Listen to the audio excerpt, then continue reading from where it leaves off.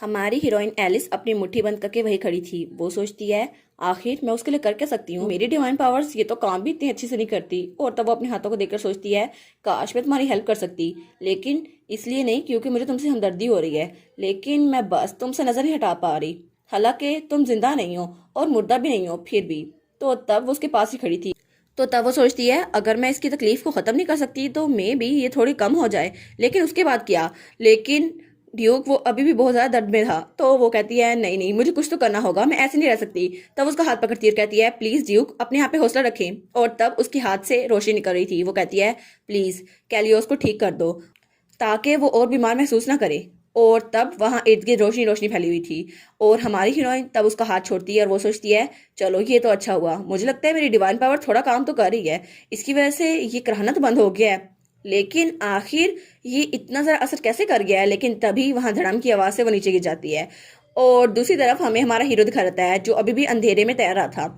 और तभी वो सोचता है मुझे पेन ज्यादा फील क्यों नहीं हो रही, अब तो मुझे दर्द बिल्कुल भी महसूस नहीं हो रहा। तो तभी उसकी आंखें खुलती है। वो कहता है क्या ये रोशनी, ये तो मुझे पिछली बार भी दिखाई दी थी। तभी उसकी आंखें खुलती है। वो कहता है क्या मैंने वो रोशनी फिर से देखी, लेकिन ये रोशनी आई कहाँ से। तब वो अपनी आंखें खोल के उधर देखते हैं तो वहां पे एलिस उसके बेड पे लेटी हुई थी जैसे वो गिर गई हो। तो वो कहता है क्या ये यहाँ पर क्या कर रही है। तो तब वो उसके बालों को देखता है और वो कहता है इसके बाल ये तो पिंक कलर के है ना, तो इसका मतलब है क्या ये एलिस वॉड्री है मेरी बीवी। तो तब उसे अपनी बहन की बात आती है जो कहती है उसके पिंक बाल थे और गोल्डन आईज थी और उसका छोटा सा फिगर था, बिल्कुल ऐसा लगता था जैसे वो पपी है, शायद वो यही है। तो हमारा हीरो सोचता है हाँ हाँ ये तो बिल्कुल छोटी सी पपी की तरह लग रही है। तो तब अपने हाथों को देखकर सोचता है लेकिन मेरी बॉडी इतनी सारा लाइट फील क्यों हो रही है, और वो लाइट जो मुझे डार्क में नजर आई थी वो मुझ तक कैसी पहुंची, उसकी वजह से मेरी पेन बिल्कुल खत्म हो गई। लेकिन ये सब कुछ थोड़ा फेमिलियर लग रहा है जैसा मैंने पहले फील किया था। उसे बटर की बात याद आती है जो कहता है उस वक्त सिर्फ आपके पास यंग मैडम ही थी, वो इकलौती इंसान थी जो आपके पास थी। तो वो कहता है तो इसका मतलब है ये सच है, वो तुम ही थी, और दो बार होने से ये कोइंसिडेंस नहीं बन सकता, ये इत्तेफाक तो हो ही नहीं सकता, और मेरी लाइफ तुमने ही बचाई है एलिस। तो तब वो उसको गोद में उठाता है और उसको आराम से वहां बेड पे लिटा देता है। वो सोचता है ये डिवाइन पावर, ये वार्म, ये तो मैजिक से बिल्कुल अलग है, ये हीलिंग पावर है ना। लेकिन एक छोटे से पीरियड में तुमने मेरी बॉडी को इतनी जल्दी रिकवर कर दिया, ऐसा लगता है ये तो सिर्फ पोप कर सकता है, और तुम्हारी पावर ये तो पोप से भी ज्यादा बड़ी है। और वो सोचता है मैं तुम्हें दोबारा कभी लूज नहीं कर सकता क्योंकि मुझे तुम्हारी पावर की बहुत ज्यादा जरूरत है, मैं उस रोशनी को कभी भी खत्म नहीं कर सकता, मैं नहीं चाहता मैं उस अंधेरे में दोबारा कैद हो जाऊं। तो तब वो बड़े प्यार से हमारी हीरोइन को देखता है और वहां बेड पे लेटा चुका था। वो कहता है लेकिन यहाँ पर लैंप क्यों है। तो तब लैंप के साथ वही पेपर पड़ा था। वो कहता है क्या ये पेपर किसका है। तो वो एप्लीकेशन फॉर्म था। वो कहता है एप्लीकेशन फॉर्म, लेकिन वो बड़ा उसी में रहता है। वो कहता है आखिर क्यों, इसका क्या मतलब हुआ भला, क्या ये सच में मुझे छोड़ के जाना चाहती है। लेकिन ये पहली बार है जब मैंने इतनी वांग महसूस की, मैं इसको खो नहीं सकता।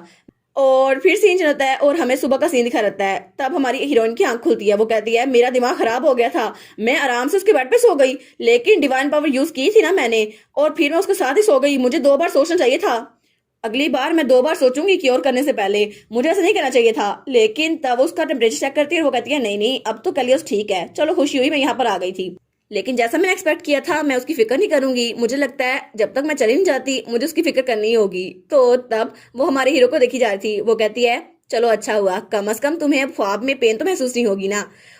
और उसके बाद सीन चलता है और हमें अगला दिन दिखा रहता है जब हमारी एलिस और सीना बग्गी में बैठी हुई थी। वो कहती है ये दूसरा दिन है जब मैं लेडी के साथ टेंपल जा रही हूँ, लेकिन इस दौरान बहुत कुछ होता रहा, लेडी और मिसिस क्विलिन उन दोनों की फाइटिंग होती रही, और जब भी वो आर्ग्यू करती थी तो उनका सारा नजला मुझ पे गिरता था, और हर वक्त वो अपना गुस्सा मुझ पे उतारती रहती थी, और मैं कहती थी आज का मेन्यू क्या है भला। तो तब वो सोचती है चलो छोड़ो इस बात को, ये तो नॉर्मल है ना, वैसे भी मैं हमेशा टारगेट होती हूँ उसका। और वो सोचती है वैसे भी मुझे फिक्र करने की जरूरत नहीं है, बस मेरी एप्लीकेशन फॉर्म अचानक मिस्टीरियसली गायब हो गई, लेकिन अच्छा हुआ लेडी क्लिन के पास नहीं है, अभी तक वो चुप थी वरना उन्होंने तो हंगामा भरपा कर देना था। लेकिन चलो जो भी है अब वो इम्पोर्टेंट नहीं है, मेरे पास और भी रिस्की मेथड है, मैं उसको अप्लाई करूंगी। तो तब वो वहां पर पहुंच चुके थे। तो कोचवान बगी का दरवाजा खुलता है और हमारी हीरोइन को वहां से नीचे उतरने में मदद देता है। तो हमारी हीरोइन कहती है क्या ये, तो वो उस कोचवान को देखती है, वो कहती है इसकी आवाज और इसकी बॉडी ये तो बहुत ज्यादा अच्छी है, क्या ये हमेशा से ऐसी थी। तो वो सोचती है ये तो वही कोचवान है जिसको मैं हमेशा देखती थी। तो सीना कहती है क्या हुआ मैडम। तो वो कहती है नहीं नहीं कुछ नहीं, लेकिन आज का दिन मैं बहुत ज्यादा एक्साइटेड हूँ क्योंकि आज का दिन बहुत ज्यादा अच्छा है। तो वो कहती है ओ अच्छा। तो तब एलिस गुनगुनाते हुए आगे से जा रही थी, तो सीना पीछे मुड़कर देखती है, तो वो कोचवान भी पीछे मुड़कर उसको देखता है। और उसके बाद वो वापस से उसी जगह पहुंच चुकी थी उस प्राइवेट प्रेयर रूम में, और फिर से किताब पढ़ी थी। उसमें लिखा हुआ था कि अगर कोई अपनी डिवाइन पावर को मैजिक की तरह ट्रीट करे और उसको ट्रेन करे तो हीलिंग पावर बहुत ज्यादा बढ़ सकती है, लेकिन इसकी कैपेसिटी सेल्फ डिफेंस एबिलिटी की वजह से बढ़ेगी। तो वो सोचती है अच्छा, तो डिवाइन पावर जितनी ज्यादा स्ट्रांग होगी आप अटैक भी कर सकते हो, है ना। तो वो सोचती है अगर ऐसा हो गया फिर तो मैं उन दोनों को भी अटैक करूंगी ना, उस मेड को भी और मेरी मदर इन लॉ को भी। और वो सोचती है कितना अच्छा होगा ना। तभी दरवाजे दस्तक होती है और वहां पे वायलेट थी। वो कहती है मैं हूँ माय लेडी वायलेट। तो वो कहती है अच्छा वायलेट तुम अंदर आ जाओ। वो कहती है क्या आज आप मेरे साथ बाहर चलेंगी। तो हमारी हीरोइन कहती है ये तो सही टाइम पे आई, मुझे यहाँ से बाहर निकलना था। तब वो कॉरिडोर से निकल रहे थे तो हमारी हीरोइन कहती है लेकिन तुम मुझे यहाँ पर क्यों लेके आई हो। तो वहां पर बहुत सारा लोग थे, तो वहां पर सब लोग राशन बांट रहे थे और कोई हीलिंग मैजिक यूज कर रहा था।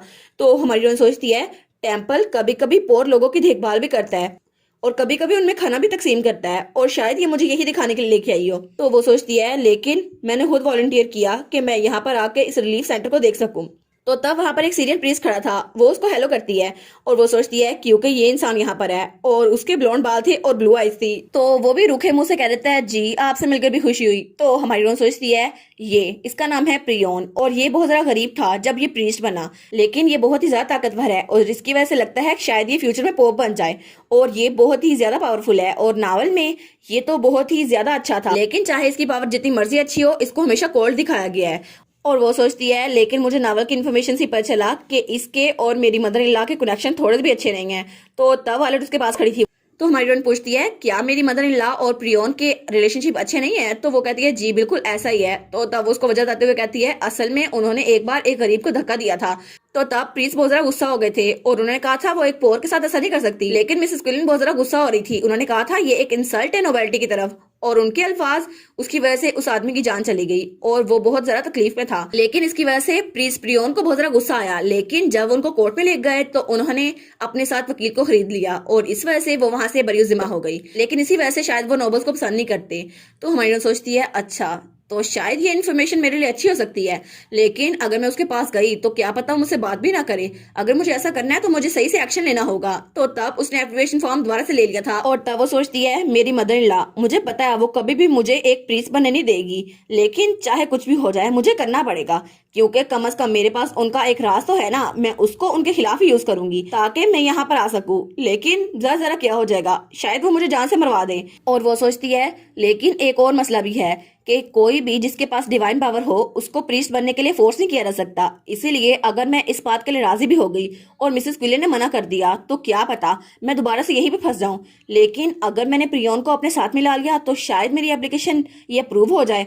और तब प्रियोन उसके सामने खड़ा था। वो कहता है आपका यहाँ आज फिर आने के लिए थैंक यू सो मच। और तब वो स्माइल कर रहा था, लेकिन उसके सामने आते ही वो फिर से कोल्ड हो जाता है। वो कहता है हाँ ठीक है। तो वो सोचती है जिस दिन से इसे पता चला कि मैं लेडी क्विलन की डॉटर इन लॉ हूँ इसने मुझे ग्रेट नहीं किया और मैंने इसे कभी स्माइल करते हुए नहीं देखा। और वो सोचती है लेकिन मैं कई दिनों से यहाँ पर आ रही हूँ इसलिए अब शायद ये मेरी बात मान जाए। और वो सोचती है इसके पास तो फेम और पावर लेडी क्विलन से भी ज्यादा है और इसका डिमीनर इतना ज्यादा है कि टेम्पल भी इसके प्रेशर के अंडर है, तो शायद ही मेरी हेल्प कर सकता है। तो तब वो कहता है ठीक है आज फिर आप दोबारा से मुझसे पूछिएगा। वो कहती है जी जी बिल्कुल। और वो सोचती है हाँ बिल्कुल मुझे तुम चाहिए हो, अगर तुम मेरी साइड पे रहे तो मैं प्रीस्ट बन सकती हूँ।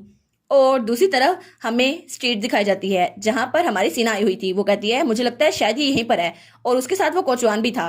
तो तब हमें वो जगह दिखाई जाती है। तो तब दरवाजा खुलता है और वो अंदर दाखिल होती है और उसके साथ वो कोचवान भी अंदर दाखिल होता है। तो सब लोग खड़े रहते हैं। वो कहते हैं नो वे, क्या तुम श्योर हो ये वही है।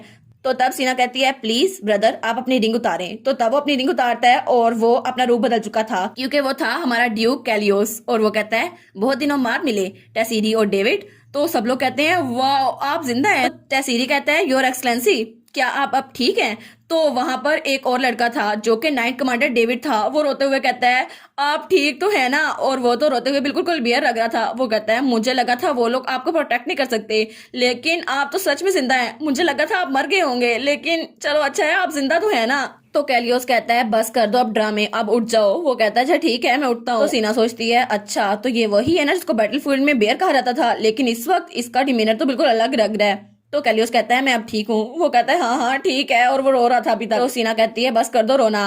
तो तब उसका एक और साथी वहां पर आया था। वो कहता है मैं बहुत ज्यादा शुक्रगुजार हूँ कि आप गॉड के मिराकल की वजह से दोबारा जिंदा हो गए। तो तब उसे याद आता है कि एलिस ने उसे ठीक किया था। वो कहता है हाँ बिल्कुल ये गॉड की वजह से ही हुआ है।